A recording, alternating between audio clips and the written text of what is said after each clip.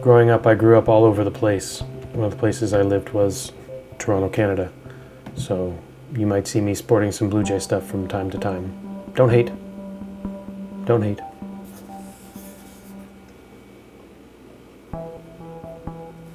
Let's get started.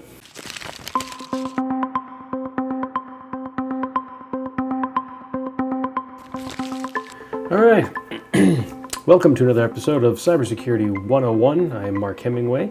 I am the content producer here at Archer. So today we're going to learn about social engineering. So let's get started. So first thing we're going to do is ask Chat GPT, what is social engineering?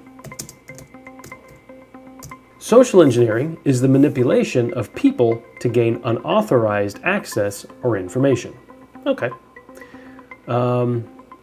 Let's see, what are examples of social engineering?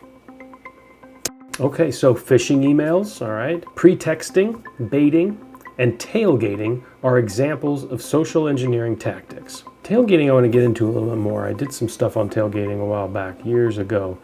I want to learn more about tailgating, so we'll tackle that in a future episode. All right, so you're using any form of ways you can get people to give you information. All right, let's say who are usually the targets? Let's see, so individuals, so anybody, I guess, really. Employees or organizations can be targets of social engineering attacks. Okay, so you and me, be careful out there. Be careful what you click on. What are some red flags of social engineering attacks? Attempts, actually.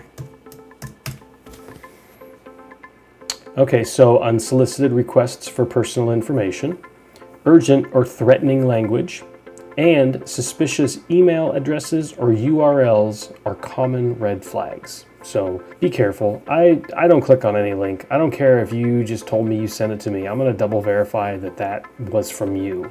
I've done that at work a few times where things come through from a different email address into my junk folder, and I'll contact that person directly and I'll say, hey, just a heads up, I got this and I just wanted to double check that this came from you. And usually it has, but there's been an occasion that it hasn't. I remember there was a couple of years back, one of our employees got a demanding letter from one of our heads up here at Archer, demanding that she urgently go and buy a ton of gift cards.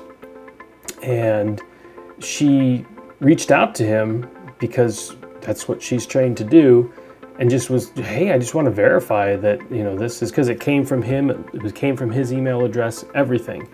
But turned out he was like, no, I didn't send anything. So you got to be careful because they're getting a lot more clever these days on how they can get you. Let's see, what else can I learn about social engineering? Well, I mean, it seems pretty straightforward what social engineering is. So let's just see if there's, what's a real life incident of social engineering? Okay, so a real life incident of social engineering is the 2014 hack of Sony Pictures, where attackers used a mix of phishing, pretexting, and other tactics to breach the company's security and steal sensitive data. I remember that incident.